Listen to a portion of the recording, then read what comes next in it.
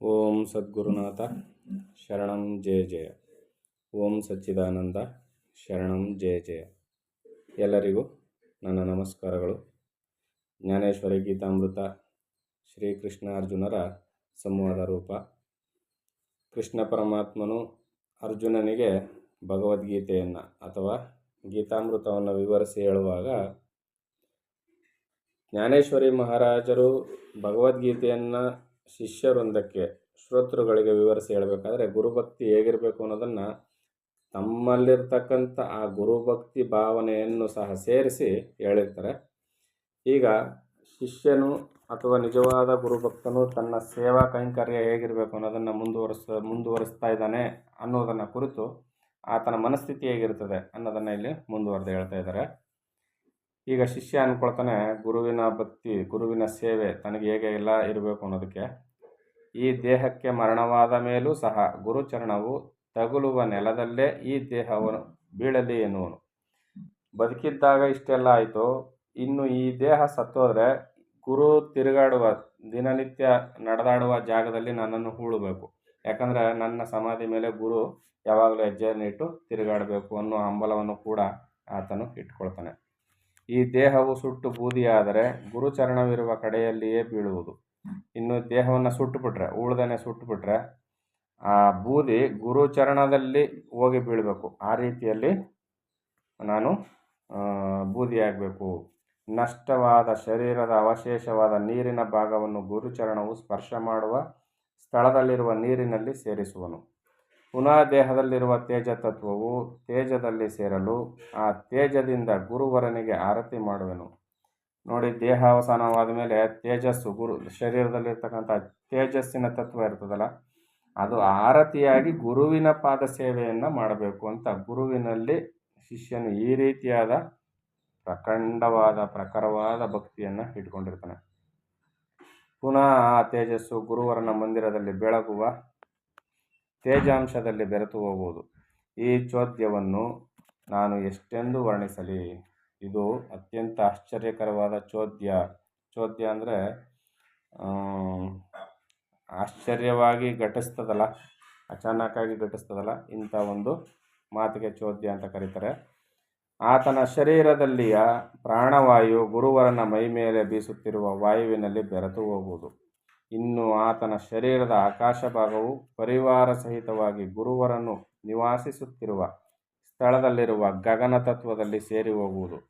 ಪಂಚಭೂತಗಳಿಂದ ಆಗಿರ್ತಕ್ಕಂಥ ಈ ಶರೀರ ಪಂಚಭೂತಗಳಲ್ಲಿ ಕಲೆತು ಹೋದರೂ ಕೂಡ ಅಲ್ಲಿ ಕಲೆತಂಥ ಆ ಪಂಚಭೂತಗಳ ತತ್ವವು ಯಾವ ರೀತಿಯಲ್ಲಿ ಗುರು ಸೇವೆಯನ್ನು ಮಾಡಬೇಕು ಅಂತ ಹೇಳ್ತಾ ಇದ್ದಾನೆ.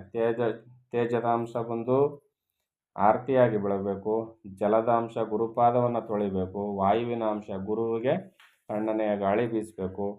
ಈ ರೀತಿಯಲ್ಲಿ ಎಲ್ಲವನ್ನು ಆಕಾಶ ತತ್ವವು ಕೂಡ ಗಗನ ತತ್ವದಲ್ಲಿ ಸೇರಿ ಹೋಗಬೇಕು. ಈ ರೀತಿ ಜೀವನು ದೇಹದಲ್ಲಿರಲಿ ಅಥವಾ ದೇಹವನ್ನು ಬಿಟ್ಟು ಹೋಗಿರಲಿ ಯಾವಾಗಲೂ ಗುರುವರನ ಸೇವೆಯಲ್ಲಿಯೇ ನಿರತನಾಗಿರಬೇಕು ಅಂತ ಭಾವಿಸ್ತಾನೆ.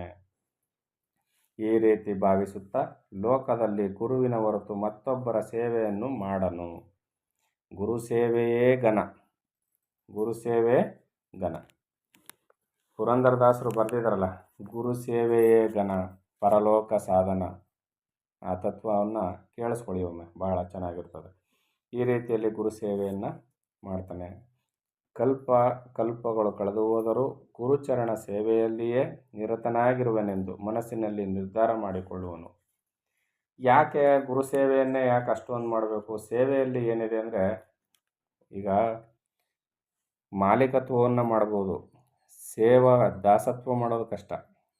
ಯಾಕಂದರೆ ಸಂಪೂರ್ಣ ಶರಣಾಗತಿಯನ್ನು ಹೊಂದಿರಬೇಕು, ತನ್ನದೆಲ್ಲವನ್ನು ನೀಗಿರಬೇಕು, ಅಹಂಭಾವ ಎಲ್ಲ ನೀಗಿ ಹೋಗಿ ಸಂಪೂರ್ಣ ಶರಣಾಗತಿಯನ್ನು ಹೊಂದಿ ತಾನಿರುವುದೇ ತನ್ನ ಗುರು ಸೇವೆಗಾಗಿ ಅನ್ನುವುದನ್ನು ಆತನು ಅಲ್ಲಿ ಇಟ್ಕೊಂಡಿರಬೇಕು, ದಾಸತ್ವ ಭಾವವನ್ನು.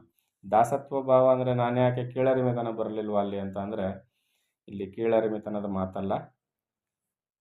ತನಗೆ ಜ್ಞಾನೋಪದೇಶವನ್ನು ಮಾಡ್ತಕ್ಕಂಥ ಸದ್ಗುರುವನ್ನೇ ಪರಮಾತ್ಮನಾಗಿ ಭಾವಿಸಿ ಆತನ ಸೇವೆಯಲ್ಲಿ ನಿರತನಾಗಿರ್ತಕ್ಕಂಥದ್ದು. ಈಗ ಎಲ್ಲವನ್ನು ಸಕಲವನ್ನು ಕೊಟ್ಟಂಥ ತಂದೆ ತಾಯಿಗಳಿಗೆ ನಾವು ಹೇಗೆ ದಾಸತ್ವ ಭಾವದಿಂದ ಬಾಳಬೇಕೋ, ಜ್ಞಾನವನ್ನು ಕೊಟ್ಟಂಥ ಗುರುವಿಗೂ ಕೂಡ ನಾವು ಇದೇ ರೀತಿಯಲ್ಲಿ ಬಾಳಬೇಕು. ತಂದೆ ತಾಯಿಗೆ ನಾವ್ಯಾಕೆ ಅಷ್ಟೊಂದು ಗೌರವಿಸ್ಬೇಕು, ನಾವು ಅವರಂತೆ ಶರೀರಧಾರಿಗಳು, ನಾವು ಅವರಂತೆ ಬೆಳೆದು ದೊಡ್ಡವರಾಗ್ತೀವಿ ಅಂದರೆ ಅವರು ಪಾಲನೆ ಪೋಷಣೆ ಮಾಡಿ ಬೆಳೆಸಲಿಲ್ಲ ಅಂದರೆ ನಮಗೆ ಏನೇನೂ ಜಗತ್ತಿನಲ್ಲಿ ಅಸ್ತಿತ್ವ ಇರುತ್ತಿರಲಿಲ್ಲ. ಇಲ್ಲಿಯೂ ಕೂಡ ಜ್ಞಾನದಿಂದ ಕೂಡಿದ್ದ ನಮಗೆ ಗುರು ಕೈ ಬಿಟ್ಟಿದ್ರೆ ನಮ್ಮ ಅಸ್ತಿತ್ವ ಏನೇನೂ ಇರೋದಿಲ್ಲ.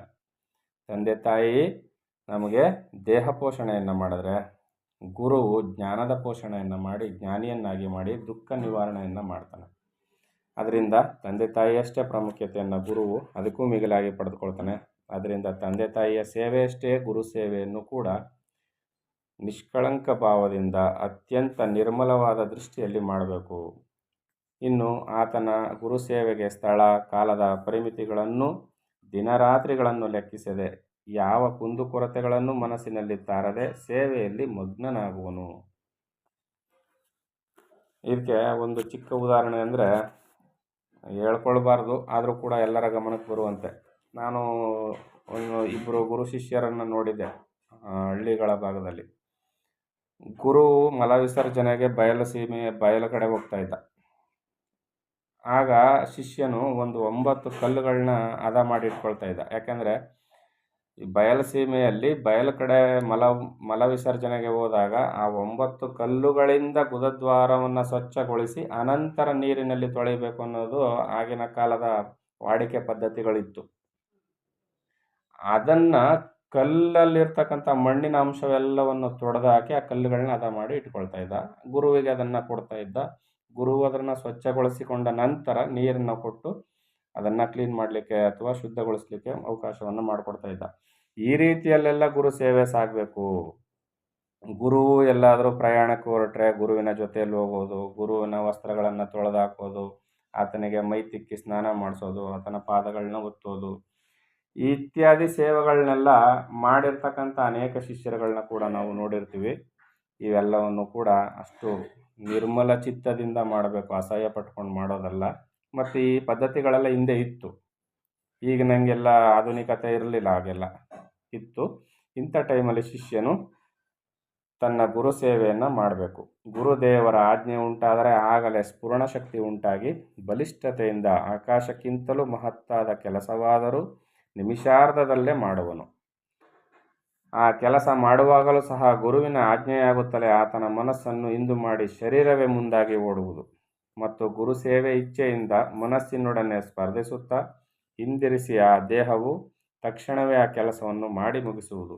ಯಾವಾಗ ಗುರುಕರುಣೆ ಇತ್ತೋ ಗುರು ಆಜ್ಞೆಯನ್ನು ಮನಸ್ಸು ನಾನು ಬೇಗ ಮಾಡ್ತೀನಿ ಅಂತ ಮನಸ್ಸಾದರೆ ನಾನು ಬೇಗ ಮಾಡ್ತೀನಿ ಅಂತ ದೇಹ, ಮನಸ್ಸು ಮತ್ತು ದೇಹಗಳಿಗೆ ಪೈಪೋಟಿ ಆಗಿಬಿಡ್ತದಂತೆ. ಆ ರೀತಿಯಲ್ಲಿ ಆತನ ಉತ್ಕಟ ಇಚ್ಛೆ ಮತ್ತು ಸೇವಾ ಮನೋಭಾವ ಇರ್ತದೆ. ಯಾಕೆ ಗುರುವಿನ ಮಹತ್ವನ ಕುರಿತು ಗುರು ಸೇವೆಯ ಮಹತ್ವದ ಬಗ್ಗೆ ಇಷ್ಟೊಂದು ಹೇಳ್ತಾ ಇದ್ದಾರೆ ಅಂದರೆ, ಅದರ ಆ ಮಹತ್ವವನ್ನು ನಾವು ಸರಿಯಾಗಿ ಅರ್ಥ ಮಾಡ್ಕೊಂಡಾಗಲೇ ಮಾತ್ರ ಅದಕ್ಕೆ ನಮಗೆ ಗೊತ್ತಾಗೋದಿಲ್ಲ, ಅಂದರೆ ಅದರ ವ್ಯಾಲ್ಯೂ ಗೊತ್ತಾಗೋದಿಲ್ಲ. ಗುರುವಿನ ಬಾಯಿಂದ ಪರಿಹಾಸ್ಯಕ್ಕಾಗಿ ಹೊರಟ ಮಾತಾದರೂ ಆ ಕೆಲಸವನ್ನು ಪೂರ್ಣಗೊಳಿಸುವುದಕ್ಕಾಗಿ ತನ್ನ ಜೀವಿತವನ್ನೇ ಅರ್ಪಿಸುವನು. ಗುರು ಸೇವೆಯಿಂದ ಕೃಶವಾದ ಶರೀರವನ್ನು ಪುನಃ ಗುರುಕೃಪೆಯಿಂದ ಪುಷ್ಟಿಗೊಳಿಸುವನು. ಯಾವನು ನಿರಂತರ ಗುರುವಿನ ಆಜ್ಞಾಧಾರಿಯಾಗಿ ನಡೆಯುತ್ತಾ ಗುರುದ್ವಾರದಲ್ಲಿರುವ ತನ್ನನ್ನು ತಾನೇ ಶ್ರೀಕೃಷ್ಣನೆಂದು ಭಾವಿಸುವನೋ, ಯಾವನು ಗುರು ಸಹೋದರರೊಡನೆ ಪ್ರೇಮದಿಂದ ವ್ಯವಹರಿಸುವನೋ ಮತ್ತು ಗುರುವಿನ ಸಹೋದರರೊಡನೆ ಪ್ರೇಮದಿಂದ ವ್ಯವಹರಿಸುವುದೇ ಸೌಜನ್ಯವೆಂದು ಭಾವಿಸುತ್ತಾ ಗುರುಸೇವಾ ವ್ಯಸನದಲ್ಲಿಯೇ ಮಗ್ನನಾಗಿರುವನೋ, ಅವನಿಗೆ ಗುರು ಸಂಪ್ರದಾಯ ನಿಯಮವೇ ವರ್ಣಾಶ್ರಮ ಧರ್ಮವಾಗಿ, ಗುರುಭಕ್ತಿಯೇ ನಿತ್ಯ ಕರ್ಮವಾಗಿಯೂ, ಗುರುವನ್ನೇ ಶ್ರೀಕ್ಷೇತ್ರವೆಂತಲೂ ಮಾತಾಪಿತೃವೆಂತಲೂ, ಗುರುದ್ವಾರವೇ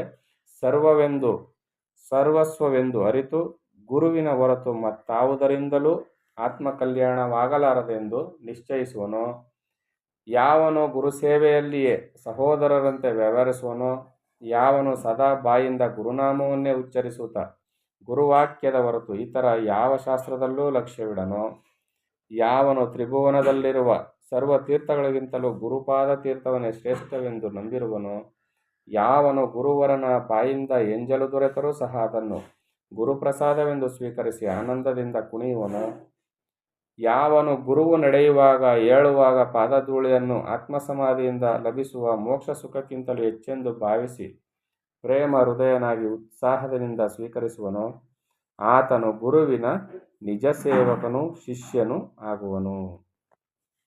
ನೋಡಿ ಎಷ್ಟೆಲ್ಲ ವಿಚಾರವನ್ನು ಹೇಳಿದ್ರು. ಇಷ್ಟೆಲ್ಲವನ್ನು ನಾವು ತಿಳ್ಕೊಳ್ಬೇಕು.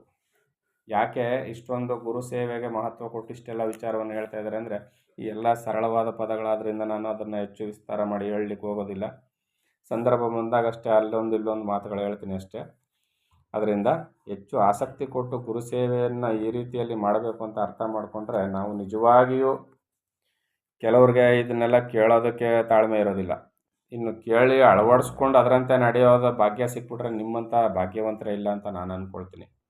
ಅದರಿಂದ ಗುರು ಸೇವೆಯನ್ನು ಮಾಡಿ ನಿಜ ಗುರು ಭಕ್ತರಾಗಿ ಬಾಳಿದ್ರೆ ಲೋಕದಲ್ಲಿ ನಾವು ಸರ್ವಸ್ವವನ್ನು ಹುಡುಕ್ತಾ ಇರ್ತೀವಲ್ಲ, ಅದರಲ್ಲಿ ಸರ್ವಸ್ವವನ್ನು ಒಳಗೊಂಡಿರ್ತಕ್ಕಂಥ ಆ ತತ್ವಜ್ಞಾನದ ಆನಂದವನ್ನು, ಸಹಜವಾದ ಆನಂದವನ್ನು ಹೊಂದಲಿಕ್ಕೆ ಸಾಧ್ಯ ಆಗುತ್ತೆ ಅಂತ ಹೇಳ್ತಾ ಇನ್ನು ಮಿಕ್ಕ ವಿಚಾರವನ್ನು ಮುಂದಿನ ಆಡಿಯೋದಲ್ಲಿ ನೋಡೋಣ. ಎಲ್ಲರಿಗೂ ಒಳ್ಳೆಯದಾಗಲಿ. ಓಂ ಸದ್ಗುರುನಾಥ ಶರಣಂ ಜಯ ಜಯ. ಓಂ ಸಚ್ಚಿದಾನಂದ ಶರಣಂ ಜಯ ಜಯ. ಹರಿ ಓಂ ತತ್ಸತ್. ಹರಿ ಓಂ ತತ್ಸತ್. ಹರಿ ಓಂ ತತ್ಸತ್.